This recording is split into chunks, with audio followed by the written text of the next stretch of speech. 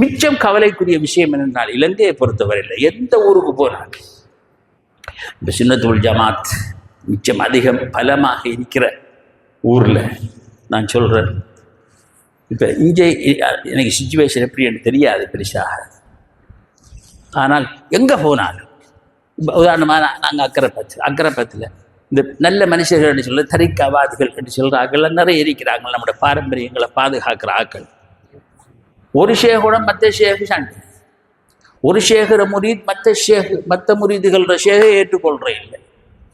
அது எப்படி எங்கட ஷேகை விட உங்களோட ஷேகு பெருசாரிப்பார்.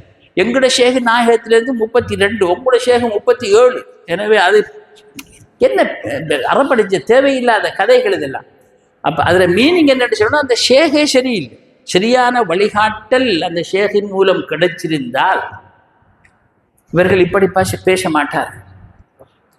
அன்னரம் ஸல்லல்லாஹு அலைஹி வஸல்லம் சஹாபாக்கள்கிட்ட என்னத்தையும் கேட்டால் அவங்களுக்கு தெரிஞ்ச விஷயத்தையும் என்னத்தை கேட்டாலும் அல்லாஹுக்கும் ரசூலுக்கும் தான் தெரியும் தான் சொல்லுவாங்க சஹாபாக்கள். அவங்களாக ஒன்றையும் சொல்கிறோம். ஏன்னு சொல்ல நாம சொன்னால் நம்மளை தரத்துக்கு தான் பதில் சொல்லுவோம். ஆனால் அது அல்லாஹ்டையும் ரசூல்லையும் இதில் விட்டால் ரசூல் அலைஹிஸ்ஸலாத்து வஸ்ஸலாம் பதிலை சொல்லக்குள்ள அவங்களோட லெவலுக்கு சொல்லுவாங்க.